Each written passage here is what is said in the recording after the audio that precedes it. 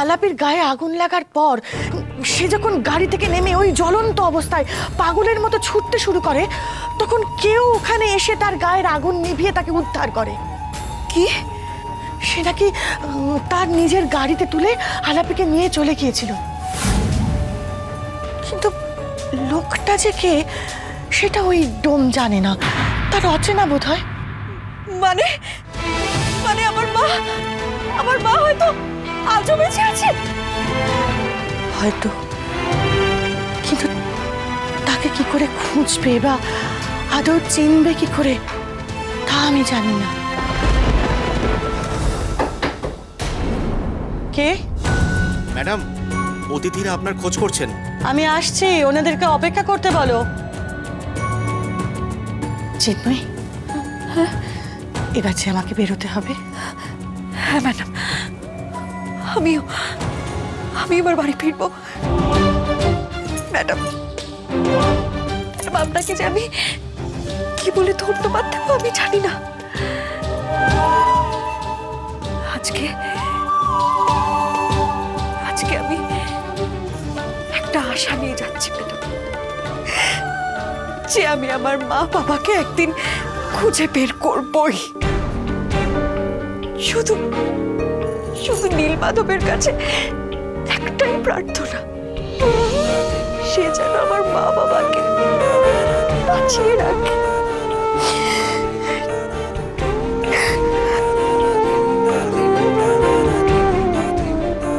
তাদের মেয়ে তাদের হয়ে সব কিছুর বদলা নেবে।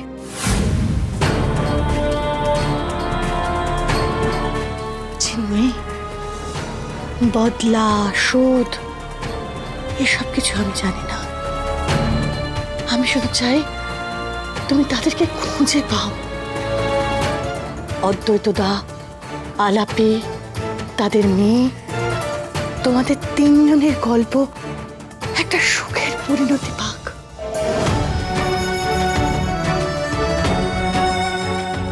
চলো,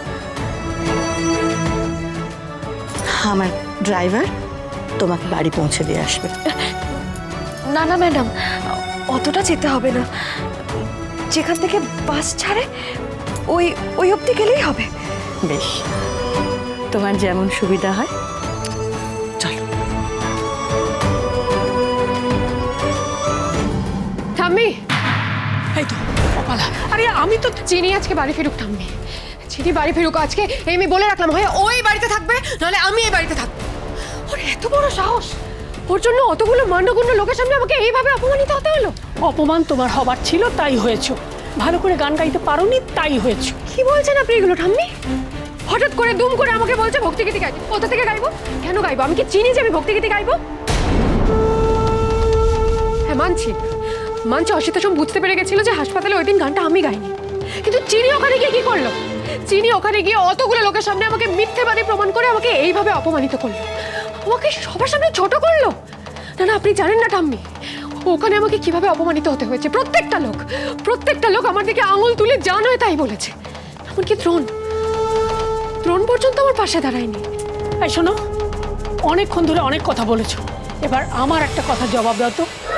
তোমাকে আমি কি বলেছিলাম না চিনি যেন অসিতা সোমের কাছে পৌঁছতে না পারে? কি আশ্চর্য ঠাম্মি, বাড়িতে এতগুলো লোক মিলে আপনারা চিনিকে আটকাতে পারলেন আর এক্সপেক্ট করছেন আমি চিনিকে আটকাবো? আর আমি কি করে জানবো? আমি কি হাত গুনবো যে চিনি ওখানে দুম করে এভাবে চলে আসবে? হাত গুনে মানে? আরে বাবা, আমি তোমাকে ফোনে কি বললাম? বললাম যে চিনি পালিয়েছে, ওকে আটকাও। ফোন আমাকে কখন করেছেন? আরে বাবা, তুমি কি মাথা মুন্ডু বলছো, আমি কিছুই বুঝতে পারছি না। চিনি এখান থেকে পালিয়েছে বোঝার পরেই তো আমি তোমাকে ফোন করলাম, তুমি তো ফোনটা ধরলে। আমি আপনার ফোন ধরলাম? ফোনটা উনি ধরেননি ঠাম্মি।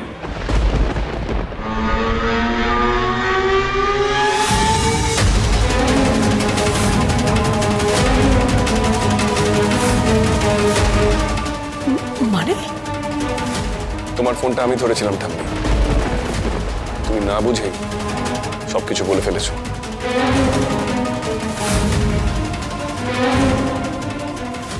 ঠাম্মি, তুমি আমাকে একটা কথা বলো, কেন তুমি এই কথাগুলো বলছিলে? কেন তুমি চিনিকে অসিতার সময়ের সঙ্গে কথা বলতে আটকাচ্ছিলে? সেদিন হসপিটালে চিনি গান গেয়েছিল, তাই অসিতার সঙ্গে চিনির মায়ের ব্যাপারে কথা বলতে চেয়েছিলেন। সেটা আচ্ছা ঠাম্মি, তুমি মাঝে মাঝে এরকম কাজ কেন করছো, যেটা আমার মনে হচ্ছে চিনির অভিযোগগুলো সত্যি হতে পারে? দাদু ভাই আমি আমি চিনি মায়ের ব্যাপারে কিচ্ছু জানতে চাই না। আমি শুধু চেয়েছিলাম যে চিনি অসিত আশ্রমের বাড়িতে না যাক। কেন চাইনি জানো? এই বাড়ির সম্মানের কথা ভেবে। দাদু ভাই, এতে তো কোনো সন্দেহ নেই যে চিনি আমাকে কানা করিও সম্মান করে না। আমার ভয় হয়েছিল যে অসিতা ওকে ওর মায়ের কথা বললে চিনি অসিতা আর ওই এক বাড়ির লোকের সামনে বলে বসবে যে আমি ওর মায়ের খুনি। সেটা ও বলতে পারে বলেই আমার বিশ্বাস। আচ্ছা তুমি বলো, ও সেটা বললে আমার বা এই বাড়ির সম্মান থাকবে সবার সামনে? সত্যি হোক বা মিথ্যে হোক, এরকম একটা কথা শুনলে 5 জন বিশ্বাস করেই নেয়।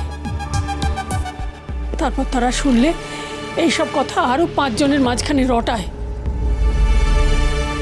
দাদু ভাই, আমি এটা আটকাবো বলেই আমি চাইনি যে চিনি এই জলসার ধারে কাছে যাক, অসিতার সঙ্গে কথা বলুক।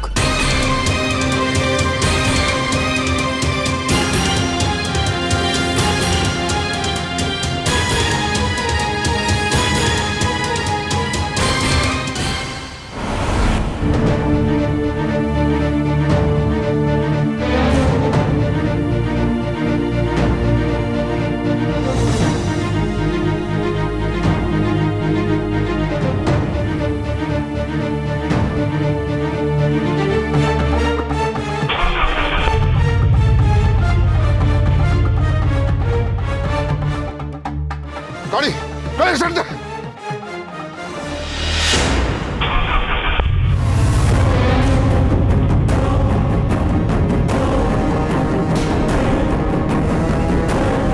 আরে গুরু, মেয়েটা যদি সারা রাস্তা গাড়িতে করে ফেরে, কেস তো গড়বড় হয়ে যাবে। চাপ দিস না, দূর থেকে খালি ফলো কর। রাস্তাতেই একটা কিছু করতে হবে। মেয়েটাকে কোনো মতো বাড়িতে ফিরতে দেওয়া যাবে না। ব্যাস, বর্তমান হুকুম তামিল না হলে কি হতে পারে জানিস তো?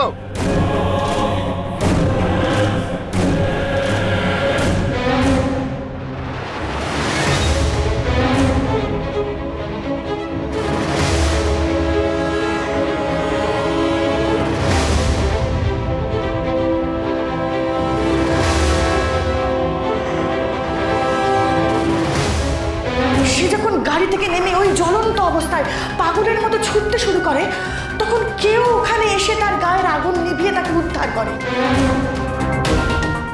সে নাকি তার নিজের গাড়িতে তুলে আলাপিকে নিয়ে চলে গিয়েছিল।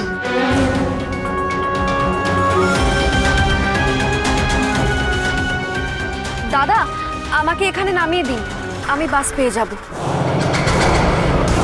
স্পিডটা কমিয়েছে। থামা থামা।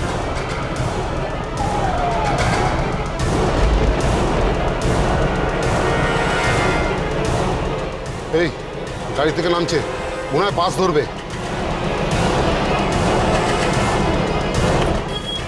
কি করবো গুরু? আগে দেখতে দে কি করে।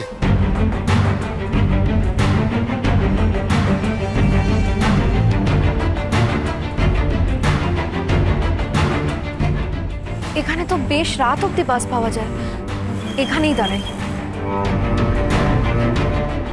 একেই বলে ঠাকুরের দান।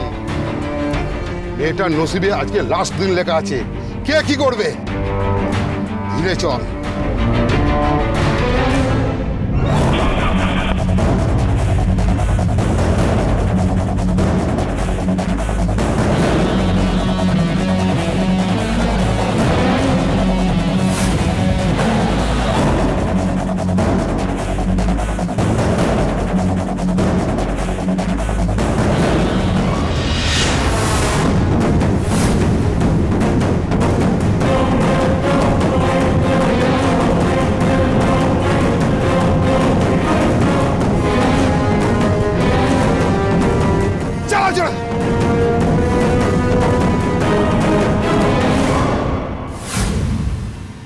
দাদু ভাই, একটা কথা বলো তো, চিনিকে আটকাতে চেয়ে আমি কি খুব ভুল করেছি?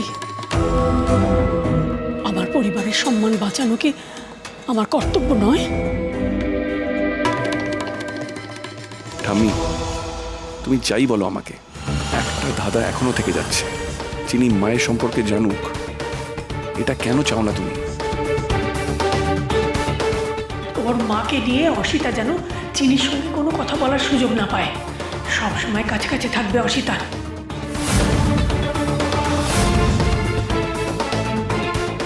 চিনির মায়ের কথা তুমি কেন এইভাবে জানতে চাইছিলে? অসিতা সোমের কথা নিয়ে এত কিসের মাথা ব্যথা তোমার? মন যে বলে চিনি চিনি